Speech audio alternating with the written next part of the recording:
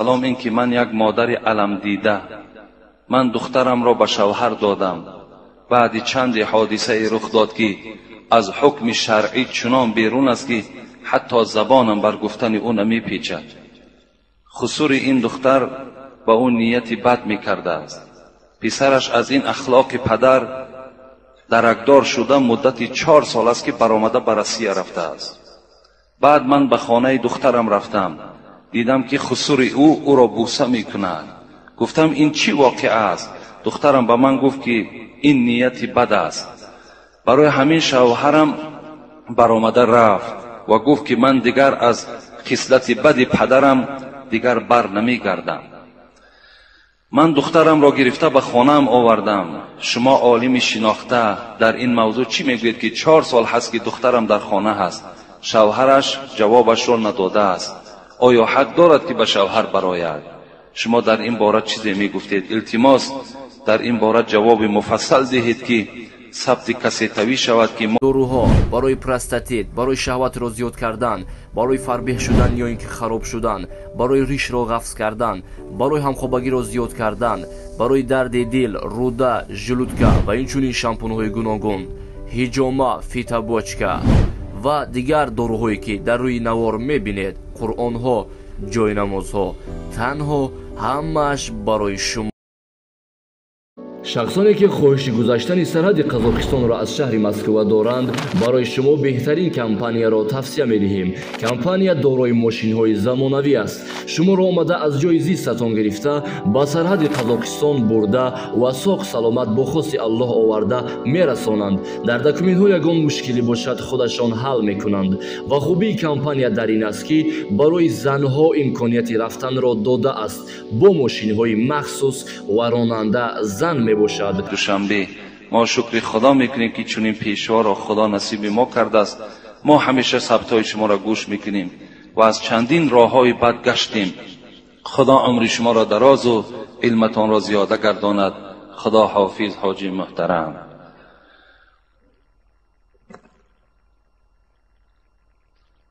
یعنی البته ما در این موضوع ها صحبت ها داشتیم. من چندین بار چی در باب ساتر، چی در باب خلوت کردن و چی در باب قبول مهمان از جانب زنهای ما و شما چندین بارها صحبت ها داشتیم. البته پیغمبر خدا به حکمت نگفتند. در حدیث های فراوان برای ما و شما خبر میدهند لا یخلون رجل بامرأة الا کان ثالثهما الشیطان، که این حدیث ترمذی است. هیچگاه زن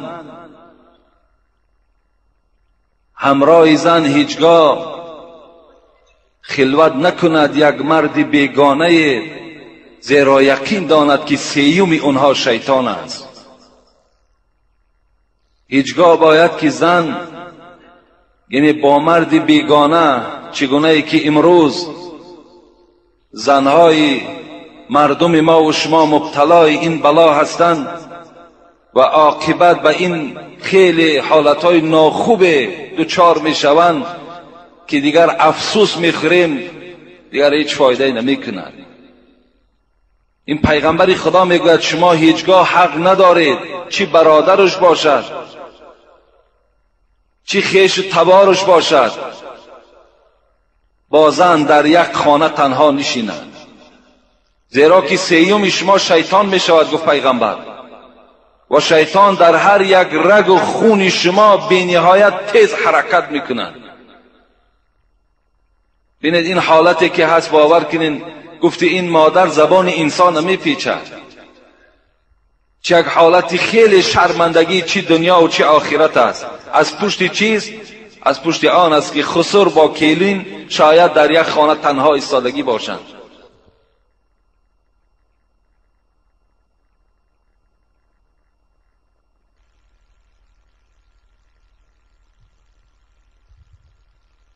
بینید این حالتی که هست، باور کنین گفتی این مادر زبان انسان نمی پیچد. چه یک حالتی خیلی شرمندگی چی دنیا و چی آخرت است. از پشت چیز؟ از پشت آن است که خسر با کیلین شاید در یک خانه تنها ایستادگی باشند. و این حالت در او پیدا شده باشد. بسیار احتیاط کنید جوانای عزیز و پدرای مهربان. زن ما و شما حقوق ندارد رفیق ما و شما را مهمانی کند، حقوق ندارد که وی مرحمت گفته و به خانه درآرد همراه او نشیند. حتی در یک حدیث پیغمبر خدا گفتم ایاکم و الدخول علی النساء، مردم گفت احتیاط کنید زنهایی که در خانه تنها باشند شما در اون خانه ها وارد نشوید. چی گفتند در دوام صحابه ها؟ فقال رجل یا رسول الله ارأیت الحنو، بچه عمکش چی؟ بچه تقاش چی؟ همسینفاش چی؟ پیغمبر گفتن الحنو الموت. اگر اینها گفت نزدیک شود تصور کنید که این یک هلاکت است. با اینها گفت تیزتر باز حادثه برپا می شود. یعنی اون مردی بیگانه گفت از این ده گفت بیخوفتر است، زیرا که این زن شاید که جرأت نکند که پیش این مردی بیگانه درآید، لیکن وقتی بچه عمکش باشد، بچه تقاش باشد، همسینفش باشد، این زن با طریق اولاد در نزد او رفته می نشیند، با او هم صحبت می شود. برای همین اگر ما و شما ذره ناموس اسلامی داشته باشیم نگذاریم، این جایز نیست در اسلام. برای چی ما این سخنها را میگیم؟ این عاقبتش در ما و شما آمده رسیده ایستاده است.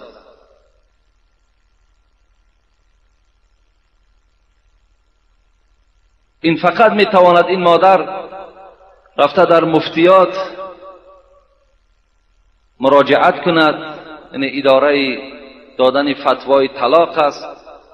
این 4 ساله که این جوان و این همسرش نگاه و بین نکرده است، این در همون مفتیات اگر مراجعت کند اون جوانها برای این خط طلاق میدهند که در این مدت وقتی که شوهر که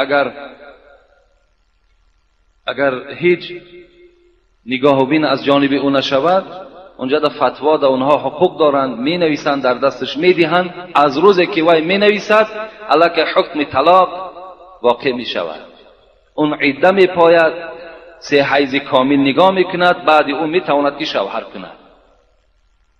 این یگانه فقط همون جای حل کردنش. برادرای عزیزی که قرآن خونده نمیتونیم با زبان عربی، اینا با ترجمه تاجیکی و همچنین با حرفای کریلیکی طرز خوندن قرآن. اینا بسم الله الرحمن الرحیم، به نام خداوند بخشنده و مهربان. هم زبان عربی قدی نویسه، هم با زبان کریلیکی طرز خوندنش، هم ترجمهش هست. انا اعطیناک الکوثر وصل لربک وانحر. اینا یکم آیت به درستی که ما تو را کوثر عطا کردیم. یکم آیت نیم انا اعطیناک الکوثر. هر یک آیتی که میخونه ترجمهش هست، هم به زبان عربی نویسه، هم به زبان کریلیکی نویسه، هم ترجمهش به زبان تاجیکی است. السلام علیکم و رحمت الله و برکاته.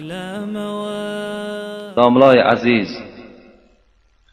ما در یک پنجشنبگی اشتراک میکنیم، فقط شیر برنج میکند از حساب نارسایی هایش و یک ملا داریم اون میگوید که پیش این شیر برنج خیزه. آیا این درست است یا نه؟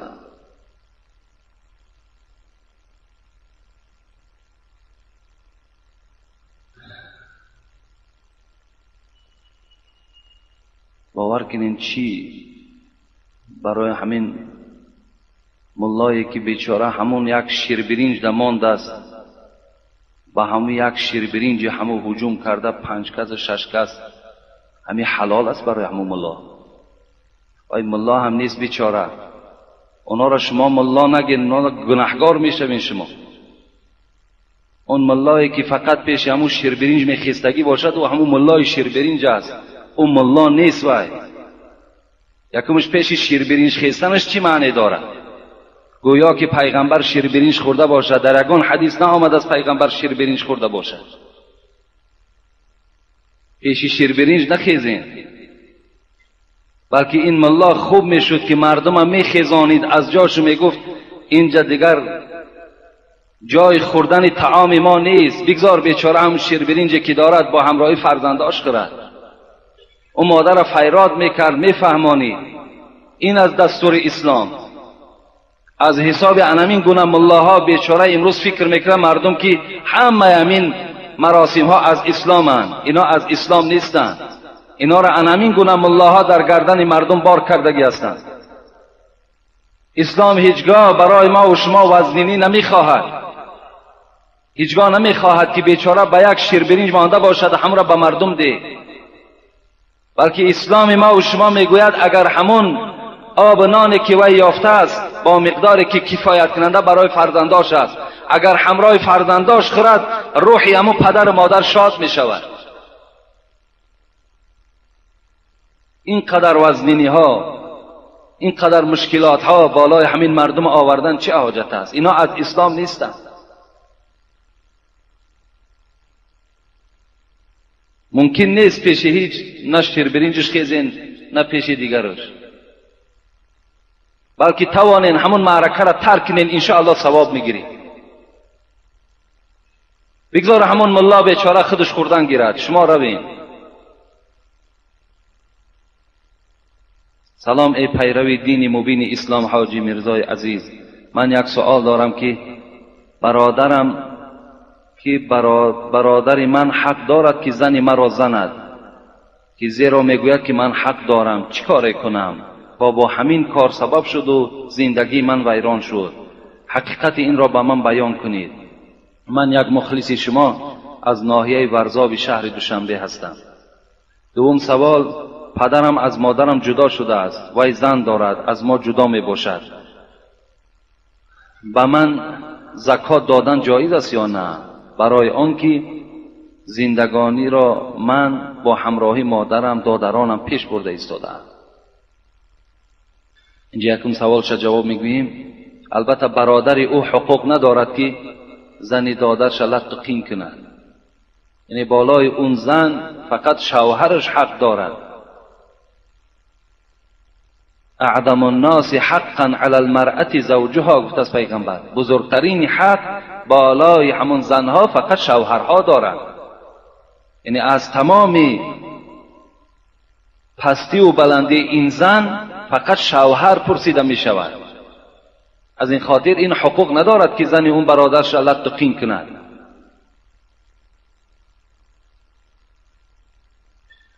و این پدری که اگرچنده که وی زن گرفته است جدا هم که شده باشد، فرزند حق ندارد که به پدر خود زکات دهد یا به مادرش زکات دهد، یا پدر و مادر مالدار باشد فرزنداش زکات دهند. این درست نیست در اسلام. فقط زکات دادن میتواند برادر دهد، برادر خواهرهاش دهد، یا خواهری به دولت باشد میتواند که مثال خواهر و اپش زکات دهد. بین فرزندها دادن زکات جایز، لیکن بین پدر و فرزند یا بین دختر و مادر این در اسلام درست نیست زکات دادن. در پهلوی ما کسیته فروش است که دائم کسیته های شما را میماند و ما گوش میکنیم. شما یک ثبت خود گفتید که بچه بیزن علم داشته باشد پیش در آمدنش جایز است، ولی یک معلم میگوید که بچه یاش را ممکن نیست پیش در آمدن و میگوید که این ملای شما حاجی میرزا حزب تحریر است و تا روزی که هستیم آن چیزی که مسئله که هست انشاءالله ما حقیقت به گوش شما میرسانیم. امروز هر کس هر چی میگوید، ما را سلفی هم میگویند، ما را تحریری هم میگویند و دیگر مسئله های زیاد. باور کنین یک چیزهای میشنویم که همش تهمت است. الحمدلله از همه این ما الحمدلله خالی هستیم. ما آن چیزی که هست در آیت های قرآن، آن چیزی که هست در احادیث های پیغمبر خدا، آن چیزی که هست در مسئله هایی که ما و شما میخونیم از مذهب ابو حنیفه، ما همون به سمع شما رسانیده ایستادند. از همه این تهمت ها هستند. این هیچ کدامش حقیقتی ندارد. اگر کدام اونها را شما دریاب میکنید پیش من بیارید مثال اثبات کند، بعداً گوش کنید خان چی مثال چی جواب میگیرد و چی میگوید. دروغ است. و بچه بیزن حق دارد که پیش در آید. اگر عالم باشد حقوق دارد که نماز مردم خوانده دهد. السلام علیکم و رحمت الله و برکاته. حاجی میرزا، از شما میخواهم که درباره حجاب موضوع میگذرانید در جمعه های نزدیک. خدا خواسته باشد انشاءالله این موضوع هم در فکر ما هست که در باب حجاب، در باب لباس زنها هم انشاءالله یک صحبت میکنیم. دوم اینکه درباره ترجمه سوره قاف موضوع میگذرانید که آن حالت این دنیا و آن دنیا را بیان میکند. از زبان شیرین شما شنیدن میخواهیم. سوم سوال این که منزل بابای آدم علیه السلام و مام حوا در کجا واقع است؟ در قصه نوح علیه السلام آمده است که خداوند با وی امر کرد که آنها را در کشتی خود بار کن تا که آنها را زیر آب نماند. بعد از اینها آنها را کجا بردند؟ از شما عذر بسیار میخواهم که با این سوالهایمان شما را غم و دقت میدهیم.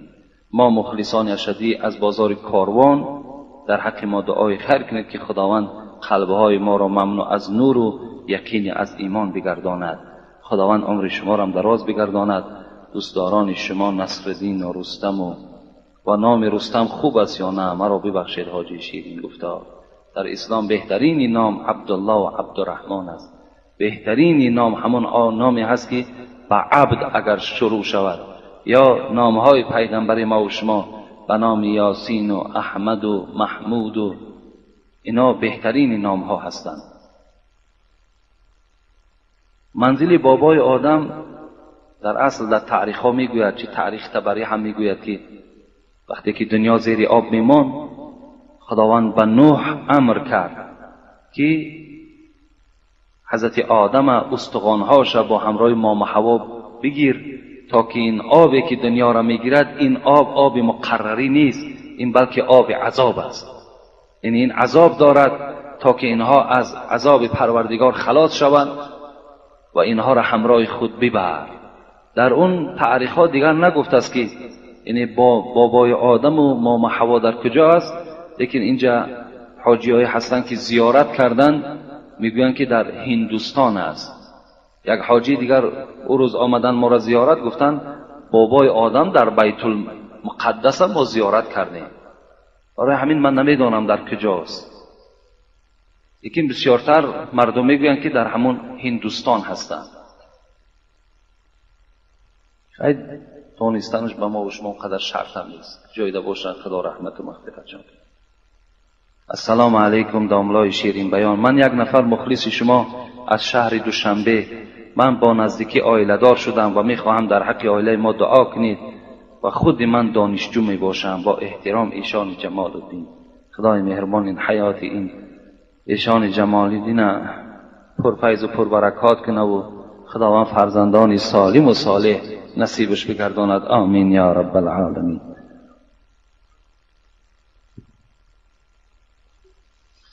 سلام حاجی محترم که فخر کلاب ما می باشید. بعد السلام این که درباره مائندرها یک جمعه خود را که خیلی وقت زیادی خود را صرف می کند صحبت می کردید که مائندرهای بیرحم برای پسر و دختران همان شوهر اوست معامله بد می کنند و تنگروی ها می کنند.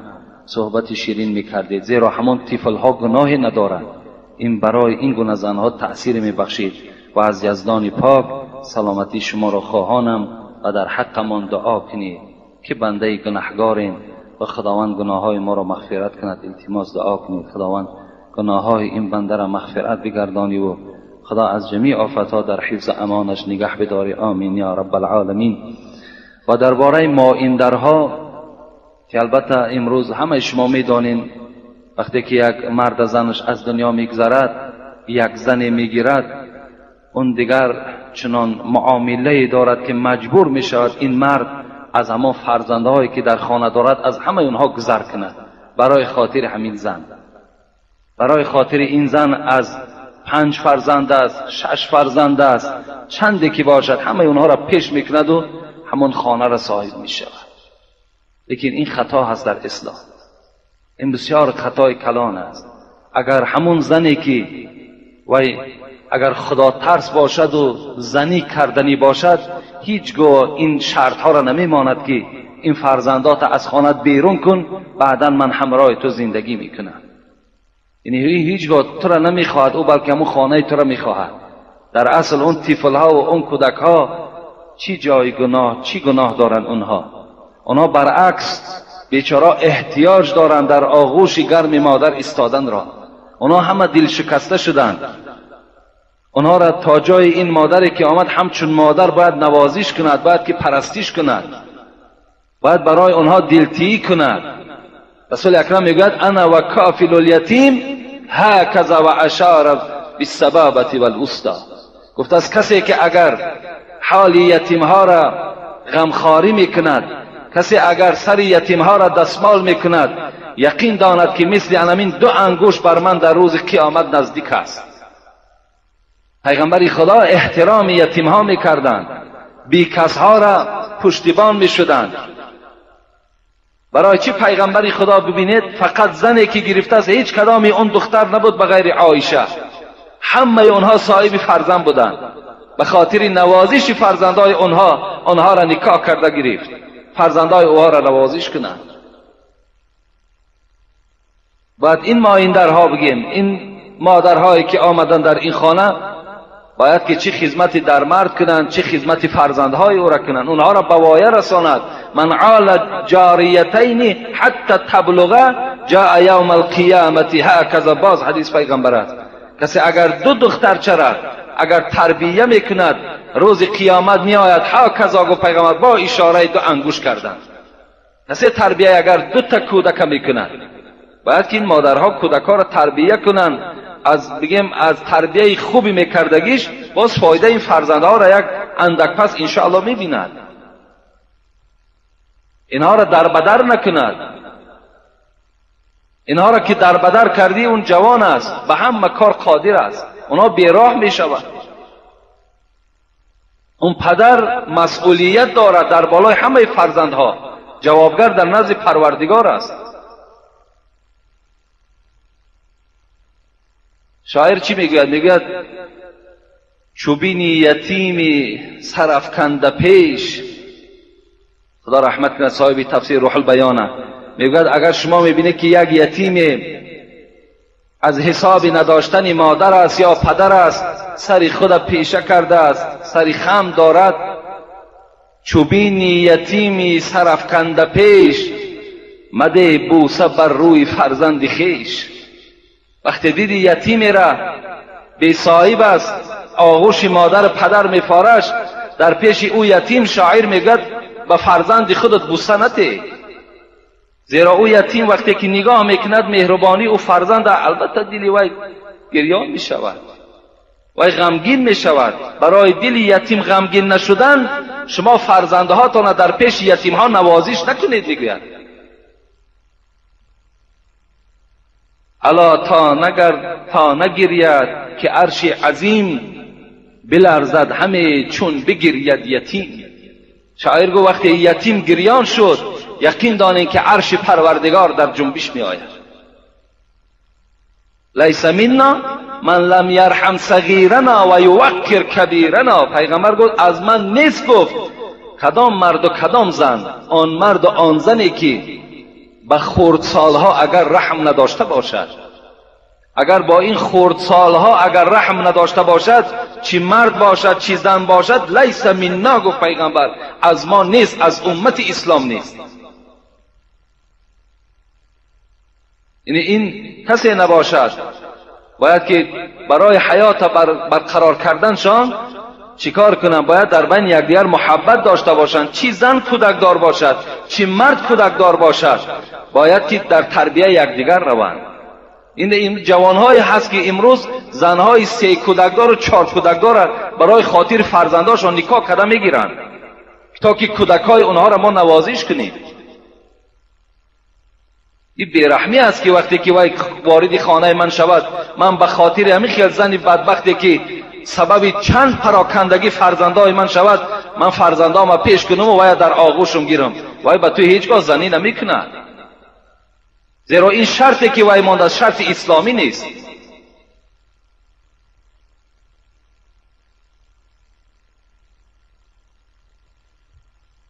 بسم الله الرحمن الرحیم. السلام علیکم محترم اکای حاجی مرزا. یکی از نزدیکان من دختر از من خواهش نمود که مکتوب من را به حاجی محترم رسانیده و من مصلحت دهد. من طول چند سال است که کتاب میخوانم، نماز میخوانم، ستر عورت میکنم. همسایه ها تهمت کرده خواستگارهایمان را از راه میگردانند و اینها میگویند که این دختر کسلی هست، همین کسبه را در سرش مانده و برای همین کتاب میخواند، ستر میکند. و برادرانم میگویند که ستر نکن، من با گپ برادرانم بگیرم یا که نی، ستر عورت کنم یا نکنم. البته امروز این سوال یک بار دیگر بر ما وارد شده بود که بعضی همسایه های هستند که به خانه یک همسایه اگر خواستگار آید کار میکنند که پیش راه او را گیرند. هر گونه تهمت هایی که چگونه ما را میکنند، هم گونه تهمت ها را مثال میرسانند که وای کسلی است و وای دیگر است و وای دیگر است گفته، یعنی نمیخواهند که در خانه همون همسایه‌اش یک خرسندی برپا شود. حالان که حبیب خدا میگه لا یؤمن احدکم حتی یحب لاخی ما یحب لنفسه. ایمان کامل ندارد آن مؤمنی که اگر آن چیزی را که برای خودش دوست می‌دارد برای برادرش دوست ندارد. آن چیزی را که برای خودش دوست می‌دارد، یعنی خرسندی را دوست می‌دارد، دختری خودش به شوهر دادن را دوست می‌دارد، لیکن برای همسایش این اگر دوست ندارد، اون همسایه گو ایمان ندارد. المسلم اخو المسلم گفتم پیغمبر، لا یکذبوه ولا یخذلوه ولا یخونوه. مسلمان برادر مسلمان است، باید که مسلمان خیانت نکند، مسلمان دروغ نگوید، مسلمان خار نسازد. کل المسلم علی المسلم حرام عرضه و ماله و دمه. پیغمبر میگه هر یک مسلمان بر مسلمان حرام است. چی؟ آبروی او، مال او، قدر و قیمت او. برعکس ما و شما باید که امروز تبلیغ کنیم. اگر در همسایه ها من دخترهای باکره رسیدگی باشد، باید که دیگر جوانها را تبلیغ کنیم که در همسایگی ما فلان دختری هست، بی نهایت دختری خوب است. باید اینها را تبلیغ کنیم تا که اونها تیزتر صاحب شوهر شوند. این کارها ماندگی ما و شما دشمنی می‌ورزیم. در این حالت ما و شما ایمان از دست میتیم. و این خواهر میگوید گپی برادر ما گیرم یا نگیرم ستر عورت میکنم، تا جای این برادرها یک ناموس اسلامی داشته باشند که خواهری خودشان امر به رویمال انداختن کنند، باز نخواه که یک به ناموسی اونها را فرا گرفته باشد و نخواهند که خواهر اونها رویمال داشته باشد یا پیشی بری بسته داشته باشد. و وصینا الانسان بوالدیه حسنا. خدا میگوید ما سپارش دادیم فرزند آدم را که با پدر و مادرش مهربان باشد، نیکوکار باشد. وقتی تفسیر این آیت خواندم، سعد ابن ابی وقاص میگوید این آیت در شأن من نازل شده است. چگونه؟ میگوید وقتی من ایمان آوردم مادرم بر من خبر داد. سعد گفت خدا به تو سپارش داد که و وصینا الانسان بوالدیه حسنا، و پدر و مادرتان مهربان باشید، اطاعت کننده باشید. پس من بر تو امر میکنم ای سعد که کافر شو، و الا اگر کافر نشوی من نه غذا میخورم نه هیچ نوشابه می نوشم، و این آفتاب سوزانی که میبینی این آفتاب ترک نمیسازم، و زیر سایه نمیروم. میگوید این مادر این گونه کرد برای آنکه سعد ابن ابی وقاص از ایمان محمدی برگردد و کافر شود. این شرط در پیش سعد گذاشت، یا کافر میشوی یا مادر در همین زیر آفتاب بی غذا و بی شراب هلاک میشود. وقتی میگه زیر آفتاب رفت این مادر، یک شب میگوید تا روز چیزی ننوشید، چیزی نخورد و در آفتاب میگه نشستگی بود. روز دوم شد از آفتاب نمیخیست، برای فرزندش کافر شدن. روز دوم هم میگه تمام شد. مفسرای قرآن میگویند روز سوم بود که مادر بیهوش افتید. سعد بالای سری مادر آمد. چی کلمه گفت؟ مادر گفت اگر گفت تو 100 جان داشته باشی و هر یک جان تو گفت با این گونه مشقت از بدن تو جدا شود، من کسی نیستم که از ایمان محمدی برگردم. من کسی نیستم که من از ایمان محمدی برگردم. اگر 100 جان داشته باشی با این گونه مشقت جانها از بدن تو جدا شوند، من کافر نمیشوم. اختیار داری گفت. مادر وقتی میگه این سیاست فرزند شنید، این اراده مستحکم فرزند که شنید، از زیر آفتاب خیست آمد میگه غذا هم خورد و نوشابش هم نوشید. یعنی باید این خواهر و این دادرهایی که در این راه هستند باید صاحب اراده باشند. باید دیگر دلالت هیچ کس در نزد پروردگار گناهکار شدن این بهتر نیست از او که تو در نزد برادرت، پدر و مادرت ملامت زده میشوی.